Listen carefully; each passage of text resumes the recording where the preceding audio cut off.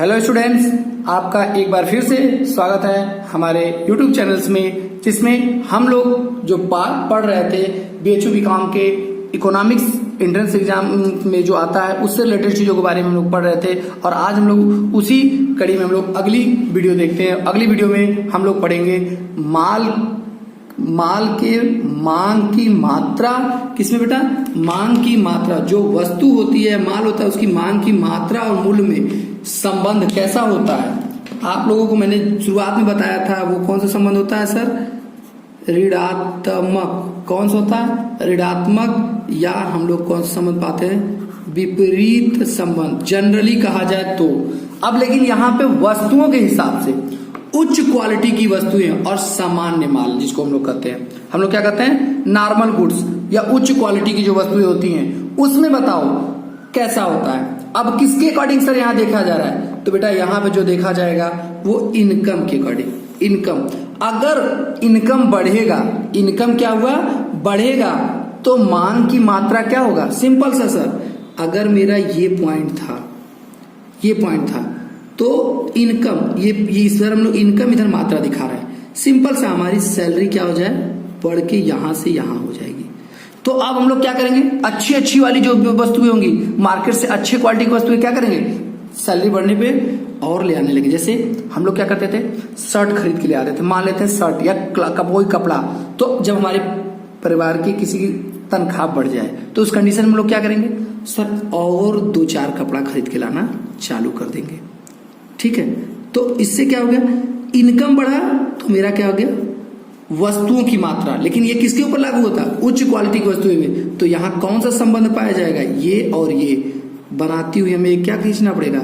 यहाँ पे demand curve. ये हमारा क्या होगा? डी मतलब डिमांड कर्व। तो यहाँ पे कौन सा संबंध पाया गया सर? धनात्मक। आय किसमें? आय और नॉर्मल वस्तुओं की मात्रा में जो है वो कौन सा संबंध है? नॉर्मल गुड्स, समान गुड्स, उच्च क्वालिटी के गुड्स में कौन सा संबंध पाया जाता है? तो सर धनात्मक संबंध पाया जाता है। ठीक है, आप लोगों ने बताया था, जैसे आपको मैंने ये भी बताया था, ब्रेड, मक्खन और आप लोग शहद वगैरह का डिमांड क्या करोगे? आय बढ़ने पे ज्यादा करने लगोगे। निम्न क्वालिटी की चीजों को क्या करोगे? नहीं खाओगे, छोड़ने लगोगे, मीन्स घटिया। वही अगला पॉइंट हमारा है बेटा। देखो, इंफीरियर गुड्स या घटिया गुणवत्ता वाली गुड्स या निकृष्ट, जिसको समझते हो आप लोग, निकृष्ट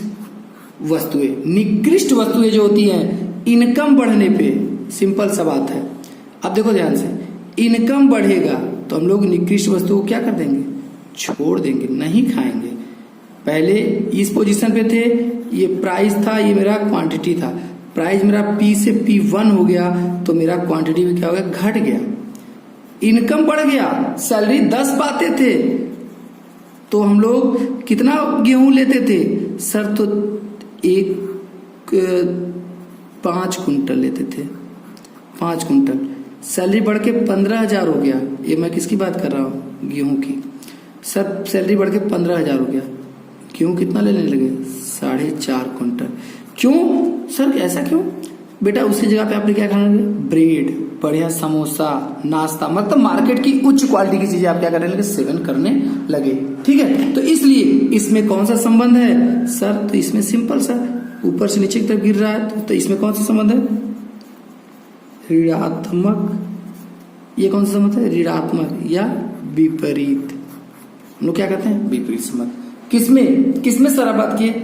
बेटा इसमें हमने बात किया आय और घटिया क्वालिटी की वस्तुओं में जो संबंध पाया जाता है वो कौन सा संबंध पाया जाता है? ऋणात्मक।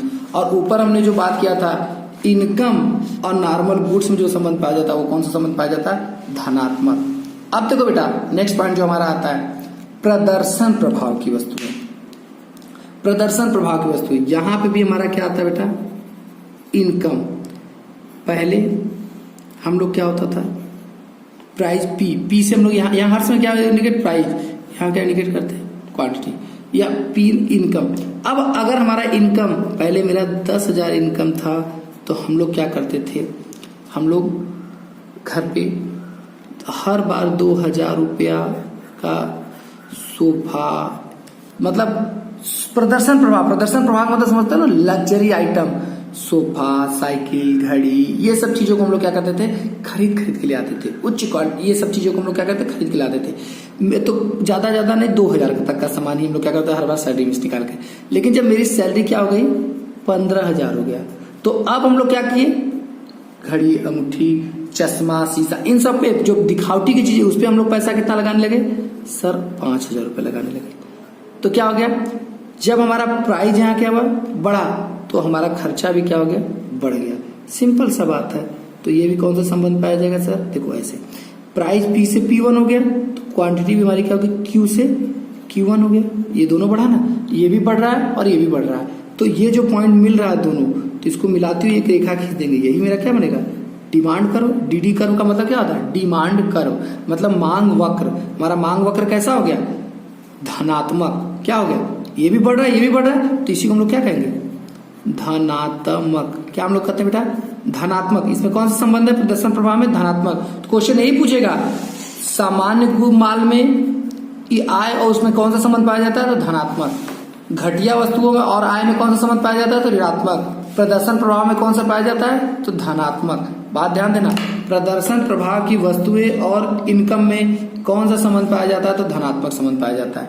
अब देखो नेक्स्ट पॉइंट हमारा आता है बेटा, प्रतिस्थापन। प्रतिस्थापन या स्थानापन्न वस्तुएं। प्रतिस्थान मतलब कि जैसे हम लोग क्या करें, हम लोग बात किए हैं, ध्यान सुनना बेटा, जैसे हम लोग चाय और कॉफी, ये मेरा क्या है,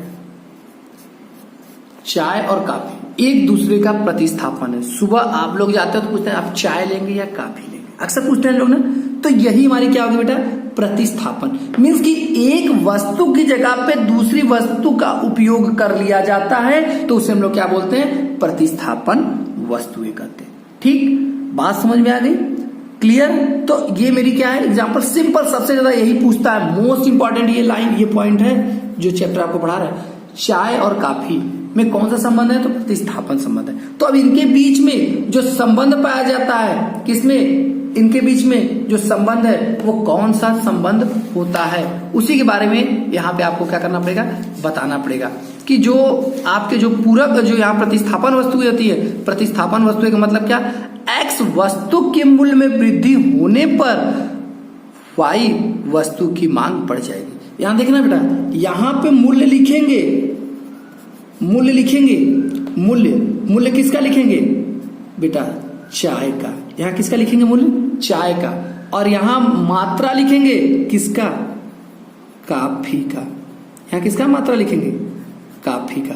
ध्यान देना बेटा, पहले ये पोजीशन था, प्राइस ये था, तो क्वांटिटी ये होता था। ठीक है, ध्यान सुनना। अब चाय का मूल्य क्या हो जाएगा, बढ़ जाएगा सर, चाय का मूल्य बढ़ जाएगा। तो लोग पहले सपोज करो, चाय जो है आज के समय में मार्केट में 5 का मिलता था और कॉफी कितने का मिलता है, 10 का। ये किसकी प्राइस है, ये चाय की प्राइस, पी से प्राइस, और ये किसका प्राइस है, कॉफी का प्राइस। ठीक है, पी का मतलब प्राइस दिया। अब देखो बेटा, चाय की प्राइस बढ़ा दी गई, चाय की प्राइस क्या कर दिया तुम लोगों ने, बढ़ा के कितना कर दिया, 7 रुपया, 7 रुपया। और कॉफी में कोई परिवर्तन नहीं। तो जब 5 रुपया था तो आप मांग कितना कप करते थे, 8 कप का करते थे। कितने कप का करते थे, 8 कप का करते थे। और कॉफी पहले कितना पाते थे, मान लो 3 कप, 10 पे 3 लेते थे। ठीक, क्लियर।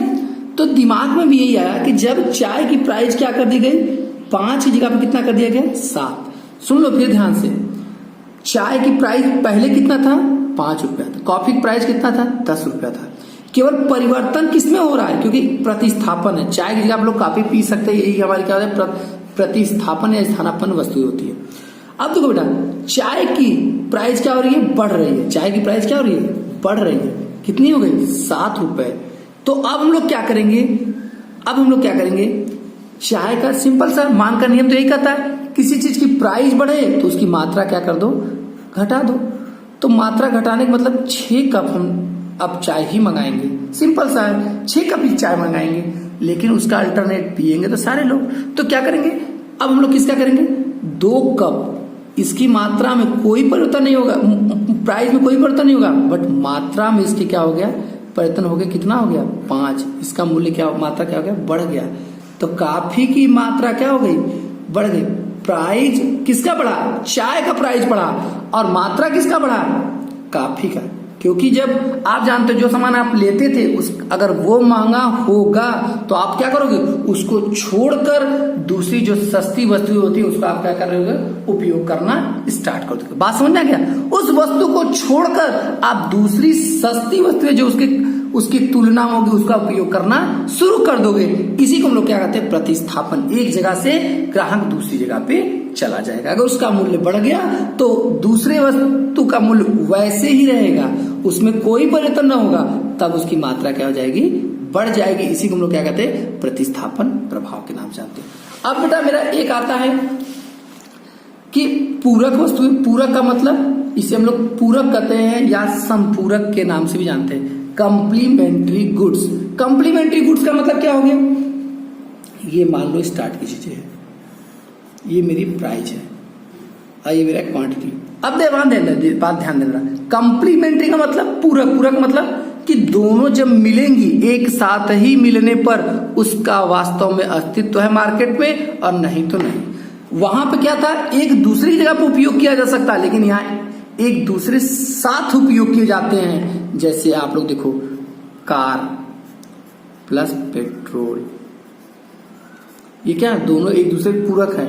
पेट्रोल और कार मतलब दोनों मिलेगा तभी चलेगा। बैट और बाल, पेन इंक या स्याही बोल सकते हो, ये क्या है, एक दूसरे के पूरक हैं। बैट बाल क्या करोगे, गेंद क्या करोगे, बैट रहेगा तभी तो खेलोगे। पेन कैसे चलेगा, इंक रहेगा तभी तो। मतलब यहां पे बोला गया है कि अगर ये देखो, यहां पे पेन हम लोग लिख देते हैं, यहां पे हम लोग क्या लिख देते हैं, स्याही की मात्रा, ऊपर क्या है, पेन का मूल्य। ध्यान देना, मूल्य किसी और का, मात्रा किसी और का। पेन का मूल्य देखो ध्यान से, पेन का मूल्य अगर बढ़ा देते हैं, पेन का मूल्य क्या करते हैं हम लोग, बढ़ा देते हैं, तो स्याही की मात्रा ऑलरेडी क्या हो जाएगी, पेन का जब मूल्य बढ़ाओगे स्याही की मात्रा क्या हो जाएगी, घट जाएगी। क्यों, अरे सर ऐसा कैसे। देखो जब आप क्या होता था, पेन जब पहले 10 पेन लेते थे, आप क्या करते थे, जब 10 रुपया प्राइस था किसका, पेन का, एक पेन कितने का था, 10 का, तो आप कितना डिमांड करते थे सर, 5। जब पेन की प्राइस क्या हो गई, पेन की प्राइस क्या हो गई, सिंपल सी बात है, पेन की प्राइस सर बढ़ के 15 हो गई। पेन की प्राइस बढ़ के कितनी होगी, 15, तो आप क्या करोगे, डिमांड 3 कर लोगे। कितना करोगे, 3। तो ये तो पेन से संबंधित सारी चीजें को लिखे, ये उसकी क्वांटिटी। अब ऐसे ही हम लोग आते हैं, यहाँ पे ध्यान से सुनना कि हम लोग बात करते हैं पेन के बाद यहाँ पे स्याही का ही। ऐसे स्याही पहले जब था, देखो पेन जब 10 रुपया था तो कितना पेन का आप डिमांड करते थे, 5। तो एक पेन में मान लेते हैं कि जो स्याही लगती थी, तो स्याही का उसमें दाम था 2 रुपया, स्याही का दाम था 2 रुपया। एक पेन में भरने का दाम 2 रुपया आता था, तो उस समय ये कितना मांगते थे, 5 बॉटल स्याही लेते थे। कितना बॉटल लेते थे, 5 बॉटल स्याही लेते थे, 5 बॉटल। ये क्या है, इसका प्राइस, और ये क्या है, इसका मात्रा। ये इसका क्या है, मात्रा। तो देखो ध्यान से, जब पेन 10 रुपया था तो बिकता था मार्केट में 5, तो पेन में क्या भरा जाएगा, स्याही भरा जाएगा। तो आप स्याही का क्या करोगे, और मांग करोगे। जब पेन क्या हो गया, प्राइस बढ़ गया, तो पेन की मात्रा क्या हो गई, घट जाएगी। सिंपल सा, स्याही की मात्रा में कोई परिवर्तन नहीं होगा, यहाँ पे कोई परिवर्तन नहीं होगा, क्योंकि स्याही की मात्रा नहीं परिवर्तन हो रहा है। स्याही की मात्रा जैसे के तैसे, प्राइस वही है, लेकिन स्याही क्या करोगे, स्याही पेन में ही तो डालोगे। अब पेन कितना हो गया, 3 ही पीस, तो डिमांड कितने बोतल का हो गया, 3 पीस का ही तो रह गया। मीन्स कि पेन के मूल्य में परिवर्तन होने पर प्रभाव किस पे पड़ा, स्याही की मात्रा पे प्रभाव पड़ा। तो अब देखो, पेन का मूल्य बढ़ा तो स्याही की मात्रा घटा, पेन का मूल्य अगर पता चला घटेगा तो स्याही का और डिमांड होगा। सिंपल सा है, देख लो ऐसे, यही संबंध सिंपल सा, घट जाएगा तो आप लेडी स्याही का ज्यादा बॉटल मांगोगे, क्योंकि ज्यादा पेन मार्केट में बिकेगा। अब पेन स्याही कहाँ भरा जाता है, पेन भी भरा जाता है। तो वैसे ही अगर कार का मूल्य बढ़ेगा तो ऑलरेडी कार से चलना लोग छोड़ देंगे, तो पेट्रोल बिकेगा ही नहीं। अगर ऐसे बैट का मूल्य बढ़ेगा तो बच्चे बाल ही नहीं खरीदेंगे। क्या क्या करेंगे, जब बॉल खेलेंगे किससे, बैट से तो खेलेंगे। बात समझ आ गया। तो मतलब यहां कौन सा संबंध पाया जाता है, पूरक वस्तुओं में कौन सा संबंध पाया जाता है, सर ऋणात्मक। सर आपने उसमें नहीं बताया कि जो स्थानापन्न वस्तुओं में, तो बेटा स्थानापन्न में देखो ये भी बढ़ रहा है ये भी बढ़ रहा है, तो कौन सा संबंध पाया जाएगा, धनात्मक। तो आप ध्यान देके चलना, नॉर्मल वस्तु में कौन सा संबंध होता है, धनात्मक। यहाँ पे घटिया वस्तु में ऋणात्मक संबंध, यहाँ पे कौन सा संबंध, प्रदर्शन प्रवाह में धनात्मक, और प्रतिस्थापन व या स्थानापन्न वस्तु में धनात्मक, और पूरक वस्तु में ऋणात्मक। समझ पाए, ठीक है बेटा। और जितना जितना मोस्ट इंपॉर्टेंट लाइन बता रहे हैं उस लाइन को आप लोग क्या करो, याद करते जाओ और कापियों में अपने नोट्स बनाते रहो बेटा। तो बेटा आप, मैं चलता हूँ, वीडियो को हमारे लाइक करें, चैनल को हमारे सब्सक्राइब करें, नीचे दी गई बेल आइकन को दबाना न भूलें, जिससे आपको प्रॉपर नोटिफिकेशंस मिलती रहे बेटा। चलते हैं, बाय बाय।